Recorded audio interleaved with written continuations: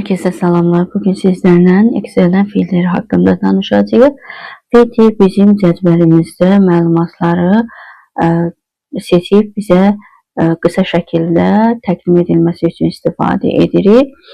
Gəlin başlayaq. Filtrdə əsasən iki formada biz aktivləşdirə bilərik.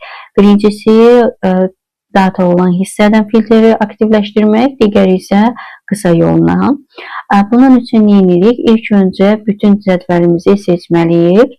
Əgər bu şəkildə də seçə bilərsiniz, amma belə bir şey var ki, əgər bu şəkildə seçib biz filtrimizi aktivləşdirsək, biz diqqət etsək görürük ki, məsəl üçün bizdə burada bu olan boş xanalarımız, bax bu boş xanalarımız düşmədi. Amma məsəl üçün bunu biz bütün xanalarımızı seçsək və daha sonra biz filtrimizi aktivləşdirsək, görürük ki, məsəl üçün burada boş xanamız düşdü.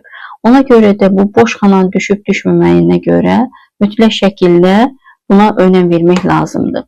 Yəni bütün xananın seçilməsi daha məsləhətlidir. Ona görə də biz bütün xananı seçirik və şəkil var ki, filtr yazılıb. Onu klikləməklə artıq görürük ki, yuxarı hissəsinə belə küncünə belə bir şeylər düşdü, yəni üçbucaq. Bu üçbucaq onu göstərir ki, artıq biz cədvəlimizə filtr verdik. Və həmin o üçbucağa daxil olsaq, biz görürük ki, burada müəyyən aşağı hissəsinə, yəni sort hissəsinə yox, aşağı hissəsinə baxsaq, görürük ki, müəyyən dərəcədə burada məlumatlar var.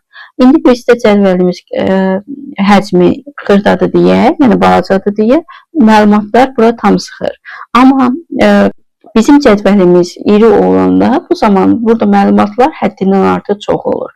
Biz bunu filtr verməmiz üçün istədiyimiz şəxsi buradan seçərək filtrləyə bilərik. Məsəl üçün, istəyirik ki, bizə ad şöbəsindən Nigarı tapsın, göstərsin. Bu zaman nə edirik? Bu select olu klikləyirik. Yəni, görürük ki, hamısından artıq işarə götürüldü. Və Nigarın üzərinə klikləməklə, yəni Nigarı seçirik və OK düyməsini sıxırıq. Və görürük ki, avtomatik olaraq Excel bizə Nigarı tapdı, gətirdi. Yəni, Nigarın şöbəsini, Nigarın satışını və s. kimi məlumatları. Və burada da yuxarıda da işarə var ki, yəni artıq sən ad olan sütuna filtr vermişsən. Yəni biz bunu klikləyirik, mütləq şəkildə bu olan X olan hissəsi, yəni clear filter from ad olan hissədən toxunaraq biz geri qaytarmalıyıq. Yəni bu onu göstərir ki, biz filtri ləğv etdik. Və filtri ləğv etdikdən sonra yenidən bu hissədə biz seçim edə bilərik. İstəsək biz burada tək-tək adlarla seçə bilərik. İstəsək blanks, yəni boş xanaları tapıb göstərilməsini istəyiriksə, boş xananı seçib OK düyməsini sıxa bilərik və gördük ki, bizə boş xananı tapdı, göstərdi. Və istəsək biz burada hər hansı bir məlumatı bura yazmaqla da istifadə edə bilərik. Bizə burada adlar çoxdur və biz istəyirik ki, bizə hər hansı bir məlumatı filtrləsin. O zaman nə edirik? Burada lupa hissəsi search olan yazılan hissəyə daxil olur və aktivləşdirir. Nə vaxt ki, kursoru gördün, sənə nə lazımdırsa onu yazırsan. Məsəl üçün, bizə lazımdır Samir. Samiri yazırıq və görürük ki, avtomatik olaraq Samir çıxdı. Və OK düyməsi sıxmaqla artıq biz Samirə filtr verdik. Clear eləyirik, yəni geri qayıdırıq və daha sonra nə edə bilərik? Daha sonra burada görürük text filter var.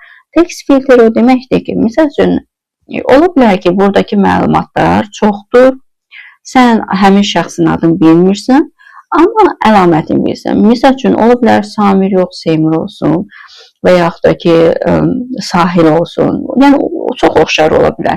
Sən ona görə nə edə bilərsən?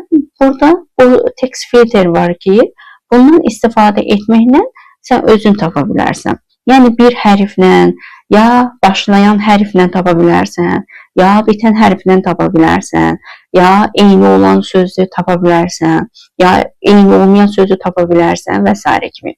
İndi gəlin, məsəl üçün, baxaq begins with-lə, yəni başlayan hərflə. Bunun üçün görürük ki, belə bir pəncərə açılır.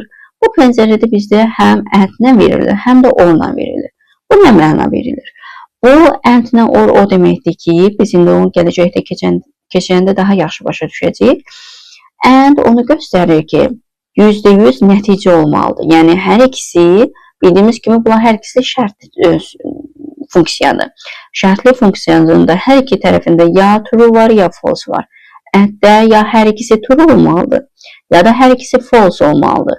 Biri true, biri false olsa, o zaman axtarış tapıb verməyəcək. Amma orada biri true, biri false da olsa, axtarıb tapıb verəcək. Gəlin, indi baxaq hər ikisi funksiyaya görə necə axtarıb tapacaq. Birinci baxırıq and-nə. Yenidən burada aşağıda begins-dən yazaq ki, bizə yəni bu başlayan sözlə versin. Məsəl üçün, başlayan sözümüzü seçək biz, məsəl üçün, S yazaq, birin yazaq, anlı.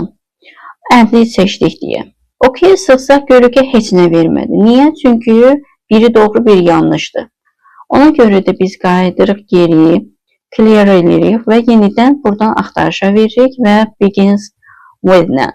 Yenidən biz bunu seçirik və yenidən burada tapırıq begins-li. Ondan sonra əgər yazsaq hər ikisində misal üçün S, görək ki, indi bizi axtarıb tapacaqmı? Tapdı. Niyə? Çünki hər ikisi S-lə, yəni doğruluğunu göstərdi ki, yəni hər ikisi doğrudur. Yəni başlanğıcı da S-dir. Yaxşı, bəs indi biz bunu onunla necə istifadə edə bilərik? Onunla istifadə etməmiz üçün yenidən begins with-nə gələk və bu zamanı oru seçirik və bu formada yenidən ora qaydırıq, yəni begin with-i versin və bu zamanı biz misal üçün S yazaq, burada yazaq N yazaq və OK düyməsini sıxaq. Gördük ki, avtomatik olaraq bizə S-lə, N-lə başlayan şəxsləri tapdı gətirdi. Fərqi yoxdur, misal üçün nə necədir. Deməli, or belə göstərir ki, ya biri düz, biri səhv olsa da tapıb göstərir. Amma əldə hər ikisi doğru olmalıdır, ya da hər ikisi yanlış olmalıdır. Yəni, yanlış oldu ki, misal üçün, N yazdımsa, N-i tapıb göstərəcək. İndi, misal üçün, gəlin baxaq, görək, tutaq ki, bu orada hər ikisi S-lə versə də tapıb gətirir, yoxsa ancaq biri yanlış, biri doğru olanda. Misal üçün, S yazıram, burada S yazıram və OK-yi sıxıram. Və gördük ki, həm tam doğru olanı tapdı gətirdi, həm də biri doğru, biri yanlış olanı. Yəni, bu şəkildə biz bu formada əlamətlərdən istifadə edərək biz cədvəlimizə filtr verə bilərik. Bu oldu mətn üzərində filtr. Bir də var rəqəm üzərində olan filtr. Rəqəm üzərində olan daha çox satıcıda, əmək haqqında və s. də olur. Və bunun üçün yenidən biz bu filtr olan hissəyə daxil oluruq və eyni qayda ilə istəsək burada rəqəmimizi aktivləşdirməklə, yəni kursorumuzu qoyub aktivləşdirməklə tapa bilərik.